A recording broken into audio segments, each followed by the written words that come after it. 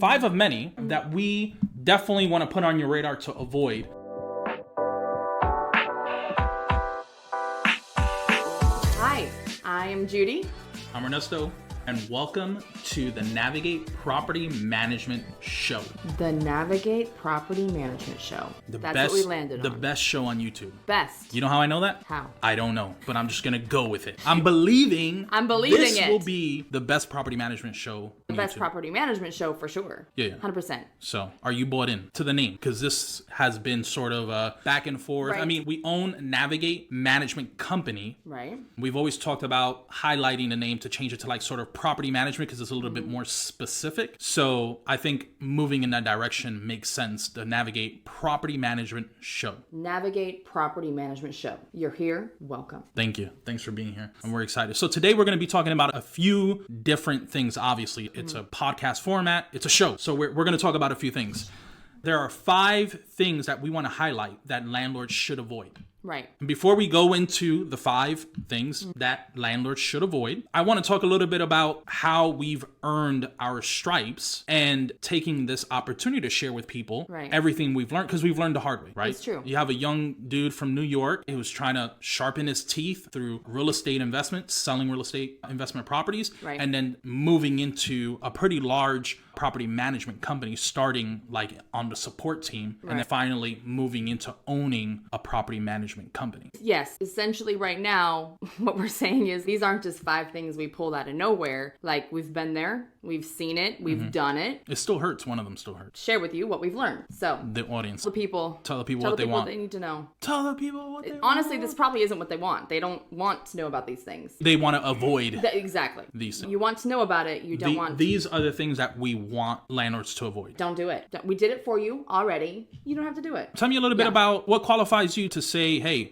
I own a property management company. What experience? Tell me a little bit about your experience in real estate. As anybody knows, owning something, you can be perfectly detached. So my experience in real estate started long before even a property management company. You were working in investment real estate. I was. And buying properties and selling properties. I was a salesperson. Yeah, I've been in sales. I sold him. He bought it. Anyway, I was in sales. I was in sales, and I actually was in a job that it wasn't the best fit at the time. And Ernesto and I were having an afternoon chat, and he said, why don't you just come work with me in investment real estate? I said, well, I don't know anything about investment real estate, really. I just see what you're doing. And he said, that's okay. The good news is I don't have time to teach you, but I know some people who could. Strategy, right? I was pregnant, which I basically was the first 10 years of our marriage. But I was pregnant, and I was like, you know what? Let's do it. So I started working with someone that has been in the investment world for a very long time. I paid my dues, which if you know anything about real estate and you've been in it for very long, it is much more of almost like a trade type of training than going to school type thing. I worked with someone for quite a while that was very good at what they did. Saw a lot, both on market, off market, and then also started to really connect with investors and individuals that needed property management through that process. Yes. I was there for maybe a year and a half, at which point I had moved from the buying, selling side of investment over to just catching individuals that were purchasing properties as rentals and then tossing them over to Navigate. You were selling multifamily, single family, large portfolios. Yeah. What type of things were you running into? What did you learn? What stuck out during that time, that tenure? My tenure. I think what really stuck out was that it honestly seemed like investors were on one of either side of the spectrum. Either they've been doing this forever, like they got this, they have a property manager, they have 200 doors and they have their own infrastructure and everything else, and they got there pretty quick, or they didn't really know much at all. And so they were depending upon me, upon my team to help guide them in like even what they were trying to buy, what they're trying to do long term, what it was going to look like as far as a long-term hold, managing this property, what sort of returns they could expect. Yeah. Talked about the bottom line last time, helping them go through the numbers to see, what their bottom line was going to be. I think that really stuck out to me. One side or the other. There wasn't a whole lot of in the middle, which was where Navigate was really able to fill that gap for the people that I was working with, because I could send those clients or those landlords over to Navigate and know that they'd be taken care of. Or we could connect to those clients that did know what they were doing and at the same time know that coming over to Navigate, what they were getting from the Navigate team is what they expected, because they did know. So that's where I cut my teeth in real estate, worked with a couple of different teams right before I came over to work at Navigate full time. We had a heck of a year. Yeah. Sold upwards to $25 million worth of investment real estate alone in 1 year. And then my lovely husband here said, I need you full time. Yeah, we had gone through a buyout. I had 2 business partners. We really needed somebody to spear. I was doing business development. I needed to transition over to operations, and I really needed somebody to focus on the business development portion of Navigate. And really client care, Client care, client relations. Don't ever do blah, blah, blah again. Don't do that. We're on the camera. I know. But that's okay. Well, there's senior personality, which is really good. Right. That's important. That's client care. Client care. So, yeah, I think I've been doing property management pretty much since I was 8 years old, to be honest with you. If you look at it from that lens, my grandfather owned real estate in Brooklyn, New York, and my mom was essentially what they would consider like the super or the supervisor or the landlord, and I would go with her to go collect rent. And I think that was when I first sparked interest in property management, or owning properties really is what sparked my interest. Right. Landlord is the proper term. I looked it up and I was like, oh wow, that's nice. Landlady. Must be nice. I think that's good information to know. I guess for the listeners, watchers, viewers, really watchers. If you're watching this. If you're watching. Our listeners and our viewers, we identified 5 things. We have 7 things that we want to be able to pull from, depending how this conversation goes. Right. Because I'm sure there'll be another part 2. 5 more things. 5 more things. Right? So these are the top 5, and then we have the second 5, and then the third 5. So the first one is lease term. The first big one is lease term. Lease term. One of the things we would suggest, and this is our opinion, because I've seen people trying to sign longer leases, but the first one, what we recommend is a 12-month lease. Okay. That is our go-to term. Why do we do 12-month leases? Yeah, Judy. Ernesto. The reason that we do 12-month term leases is because, number one, the market is always going up in North Texas. There's no reason to not allow your property and your rent to continue to increase along with the market. Now, we're not talking about if you have a good resident going up an additional 5-7% every year, or what was that, 2021 when we saw rents going up by 8 to 12% in some areas. If you have a good resident, you want to keep them. But the reality is your taxes are going up, your HOA fees go up, things go up every year, and so you want to be able to increase the amount of rent that you're receiving. The second reason, major reason, is that it really does give you an easy, and even it should be fairly comfortable for your residents, an easy and non-obtrusive reason to just stop by the property. Hey, it's renewal season. Just want to stop in and make sure everything at the property is working well, so that when you stay, everything at your property is great again. Just get an idea of how the property's treating the residents. Make sure they're happy, make sure they have what they need, because ultimately, we've talked about this before, but the most expensive thing you can have as an owner is a turnover. And to think, I know that some landlords may think that if I do a 12-month term lease, what happens if they move out? Well, if they're going to move out, they're going to move out one way or the other. Even if they have a 24-month lease, if you have a resident that is unhappy, they're going to move out, and then they have to break the lease. And that is a whole nother can of worms. So keep your residents happy, get in there to see what's going on, increase your rent. Those are the main things that I think about with your 12-month lease. And then, of course, not having to deal with the potential of breaking a lease, because things do happen that you don't expect. Yes. I think obviously you clearly communicated all of those points. I think just to provide a little bit of reassurance to landlords specifically as far as the concern of like they're going to leave.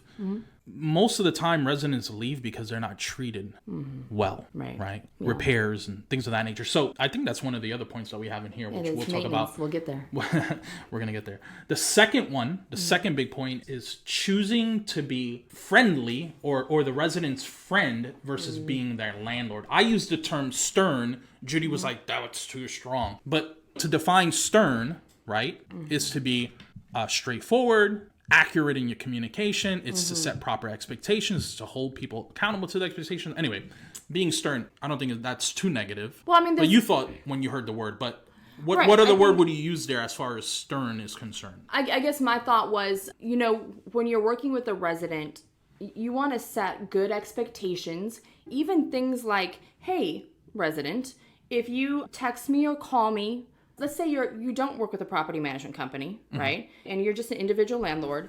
It seems to me like a lot of times landlords that are too reactive to residents are almost like scared that they're going to leave or something, or like what happens. So it's a different world in property management. I'm sorry, you finish your point. No, that's fine. Good.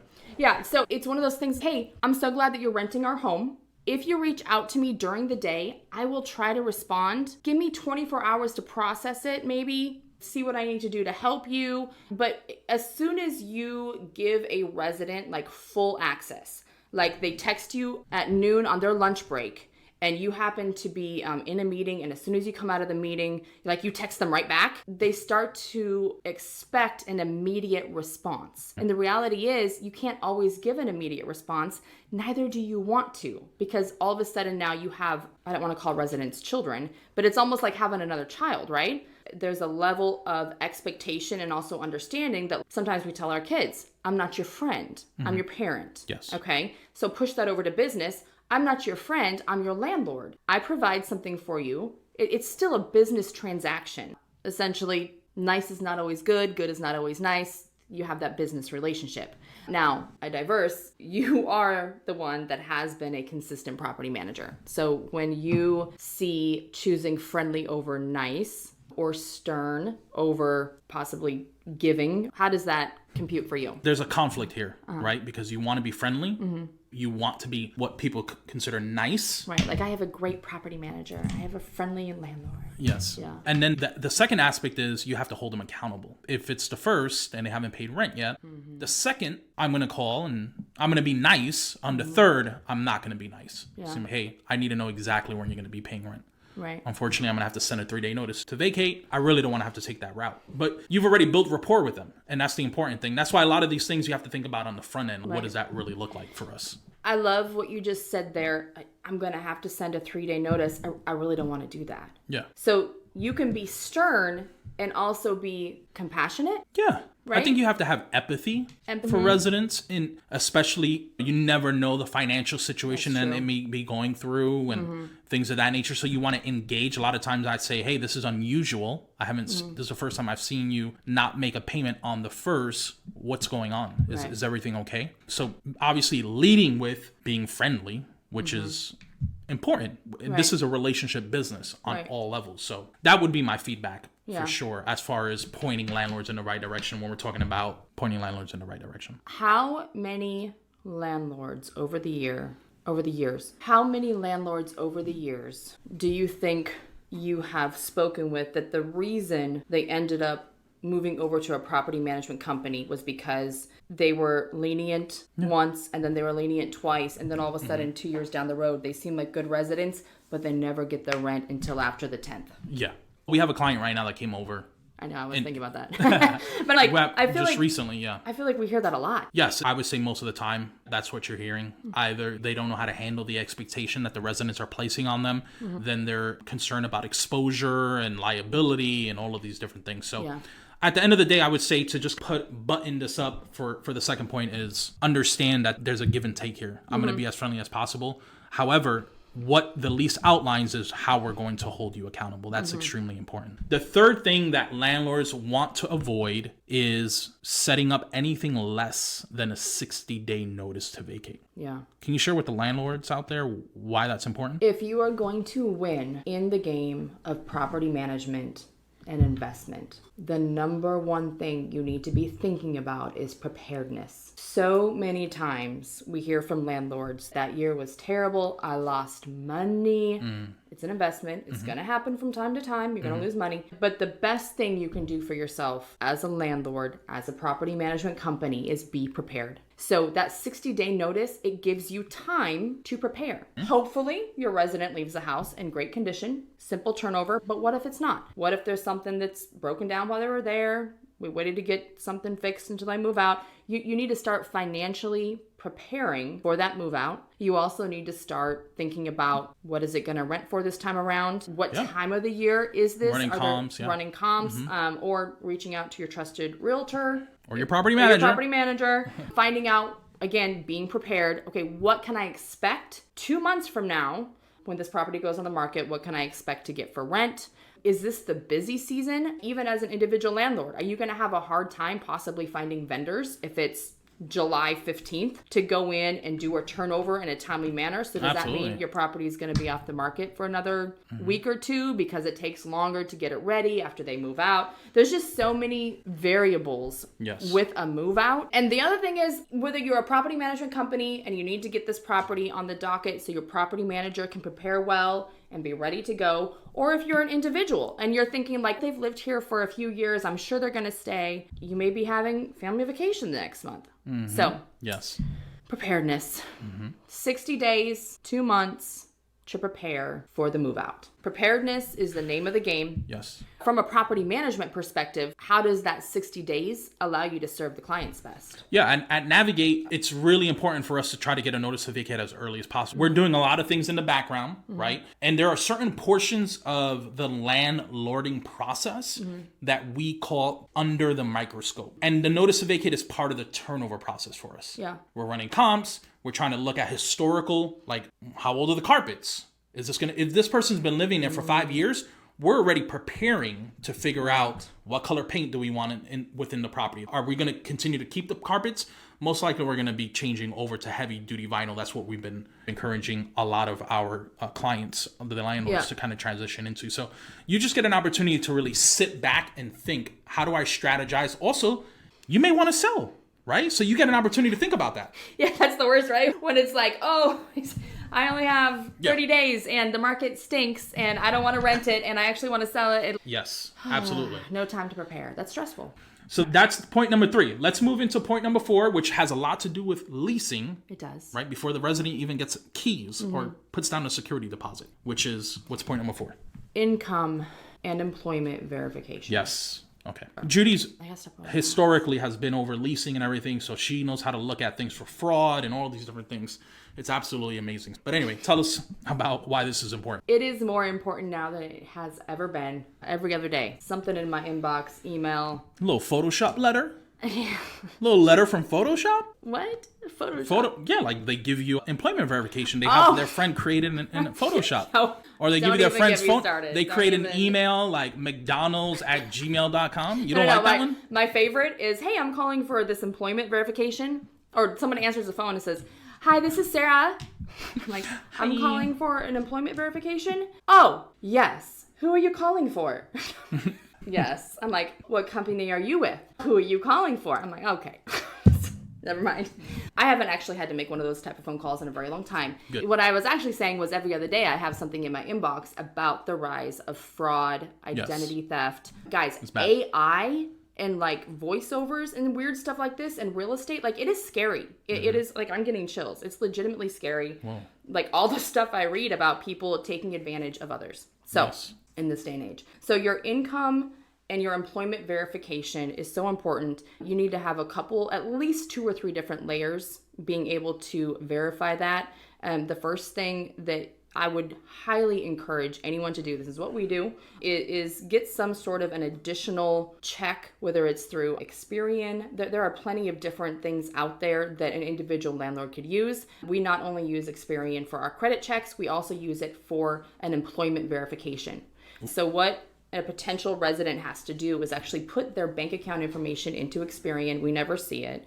And then Experian does a check on their bank account as well as their name, their social security number, that sort of history, and tells us historically how much money they've made, how much money they're making right now, where those deposits come from, which is awesome. Any sort of credit or like banking or work agency that has ever reported sending them money, which is very helpful. Yeah. And then also projects how much they're going to make in the future. So that's probably a little bit much for an individual landlord, but anything that you can do to double verify income. So just a bank statement is not good. Photoshop, right? A pay stub, 3 months of pay stubs.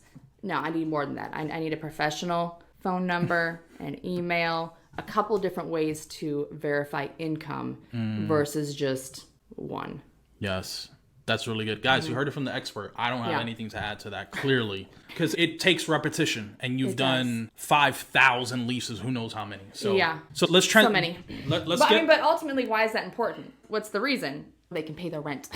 It's an extremely important component for sure. So point number 5, make sure to complete a move-in evaluation. That's the term that we use, a move-in evaluation before the resident moves in, before you give them the keys. Mr. Property Manager, that thing that you sent me about why I'm not getting my security deposit back is bogus, because when I moved into that house, everything was already jacked up and it was filthy, and we actually left the house in better care than it was when we received it. Yeah. And then what would you tell a resident who tells you that if you've done a good move-in evaluation? What would you tell them? I would tell them, oh, I'm sorry to hear that. Can you send me some photos of what you're seeing right now? That's the first thing that I would do. That's extremely important, and that's why we take videos and photos. Right. And a lot of it is because we're going through a few of them, could be in a single day, right? And you just want reference points. But for landlords, you want to have those photos. You want to have proof of how I handed you the property, and making sure that they take care of it. Because it may not raise a flag now for you, or it may not be important the week that they move in, but it will be important 3 days after they move out. Right. And you've deducted those things from their security deposit. Right. That's a major liability. That's a really good thing to think about, again, with being prepared, right? At what points in a resident's lease would you go back and look at the move-in photos? What are the different times that you have reference to those, not just at the end of the lease when they move out, but in between? Oh my, water heater is not working. You want to go and take a look at the age of the water heater, right? You can know if it's electrical, if it's gas, right? Sometimes landlords are, was it an electrical? Was it gas? Sometimes you don't memorize every portion of your property. You don't want to go out there or have to send somebody out there just to see. Where's the water turn off? Yeah. All of these different things. Maybe they painted the walls a slightly different color, and you're like, wait, was it painted this color? So it's really good to reference these different things, but it could be in the middle of a lease. It could be during renewal time. At any given time, when they submit a maintenance request, typically we're having our team go back and look at the photos first, right? Okay, hey, my dishwasher is not working, which a lot of folks don't realize this. During move out, you'll have residents who switch out appliances as well. Those are called professional renters. Professional renters. Yeah, professionals are usually good. Landlords, be careful with professional renters. It's true. We've seen a lot. We haven't seen it all, I don't think. No. Hope not. No, we definitely haven't seen it all. Because I've seen some YouTube videos that I'm like, no, thank you. Yes, those are the 5 of many that we definitely want to put on your radar to avoid. Let us know if you want us to do a move-out evaluation, a move-in evaluation, a before and after, or make ready. We want to continue to put out content. It's extremely important, especially for the landlords, to help continue to build you up through this specific show. Yes, it's an educational show for landlords and their children. And hey, before you go, make sure to like and subscribe and share. You told me last time there were 2 things, but there's actually 3. Actually, we learned that when we started to send out the video. We're like, there's a few things that we need to be doing that we're not doing, which is we need to make sure. No more a couple, now a few. Yes. 3 things. Yep. Subscribe, share, and let your children watch our show that is educational so they can learn about property management. Property management. Yes. Love it.